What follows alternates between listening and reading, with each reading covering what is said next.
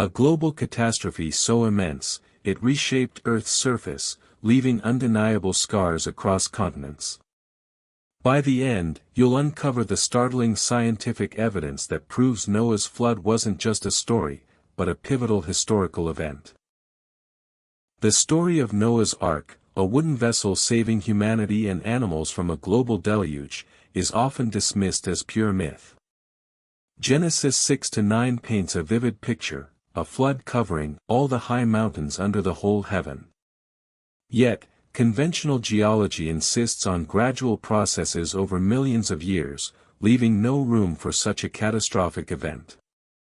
But wait, what if the very rocks beneath our feet tell a different story? What if the evidence for a global flood is not only present but overwhelmingly ignored? This isn't just about a boat, it's about reevaluating our understanding of Earth's past. We are told Earth's history is written in slow geological time, yet unmistakable features challenge this view. Could these hidden geological signatures be the fingerprints of a global flood? And if so, what would they look like, and why are we not taught about them? Our planet's crust is largely composed of sedimentary rock, laid down in vast, flat layers covering continents.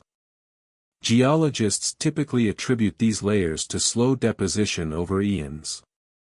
But consider the scale: entire mountain ranges like the Grand Canyon are carved through hundreds of these layers, often spanning vast distances.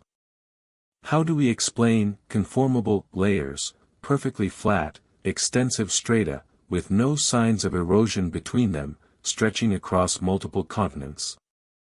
But wait, the sheer volume and uniformity of these layers, sometimes stretching continent-wide without significant erosion marks between them, scream of a single, colossal event rather than millions of localized incidents. Massive coal and oil deposits, requiring rapid burial of organic matter before decay, further defy explanation by slow processes. Such immense, uniform layering points strongly to a single, colossal event. What forces could have deposited sediment so quickly and extensively, and why does this pattern repeat worldwide? One of geology's most profound mysteries is the pervasive presence of marine fossils, sea creatures, on the highest mountain ranges across the globe. From the Himalayas to the Rockies, shells, fish, and other ocean life are found embedded in rocks now thousands of feet above sea level. Conventional explanations struggle to account for this globally, often invoking uplift over immense timescales. But wait, if these mountains rose slowly, shouldn't erosion have obliterated such delicate fossils long before they reached their current altitudes? The sheer quantity and pristine condition of these fossils suggest rapid burial and uplift, not eons of gradual change. Even more perplexing are marine fossil graveyards, vast collections of perfectly preserved sea creatures, often jumbled together. How could a gradual process bury so many marine organisms so quickly, only to lift them miles into the sky? This demands a mechanism far more catastrophic than slow tectonic shifts. What kind of cataclysm could lift ancient oceans to the highest peaks, leaving such undeniable biological markers? The Bible describes the flood as not just rain, but all the fountains of the great deep burst forth, Genesis chapter 7 verse 11. This isn't mere poetic language, it suggests a monumental geological event. Mainstream geology operates on uniformitarianism, the idea that processes observed today explain the past. But what if the past involved processes we don't observe now?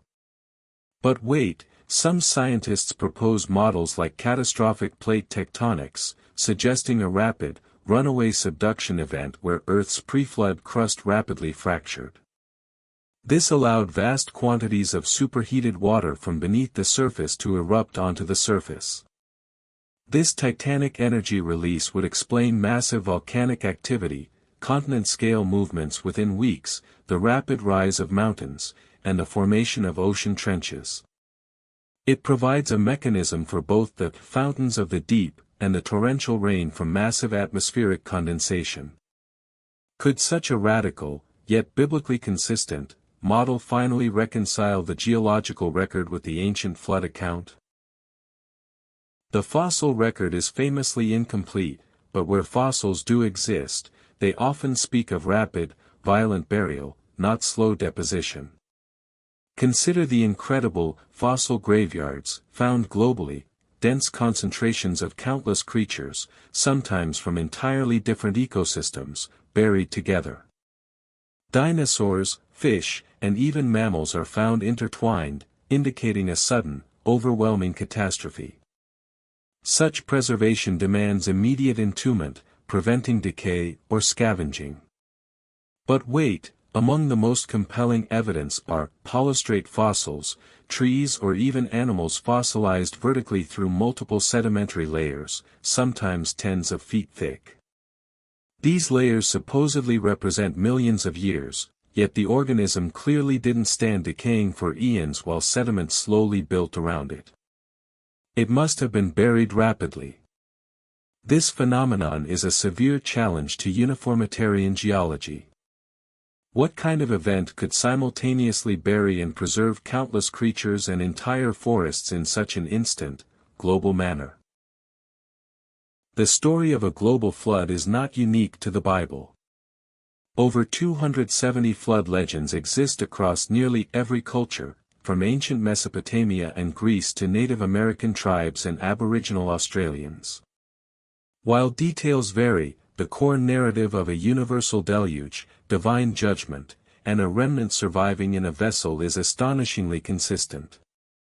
This global consensus is difficult to dismiss as mere coincidence or isolated invention.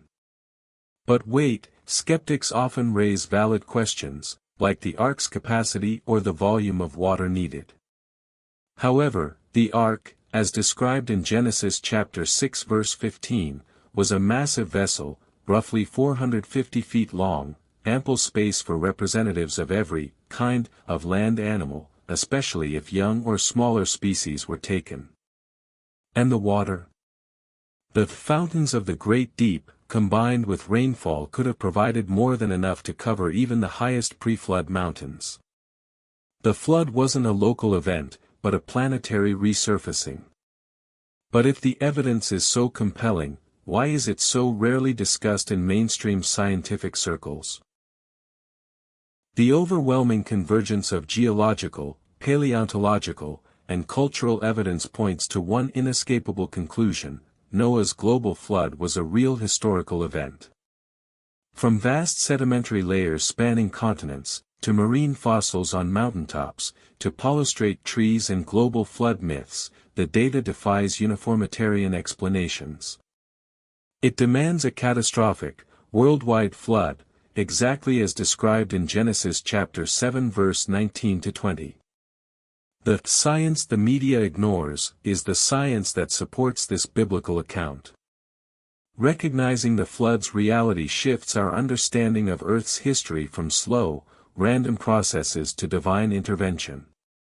This event wasn't just destruction, it was a purification, a judgment on human wickedness, Genesis chapter 6 verse 5 to 7, and a promise of new beginnings through Noah and his family.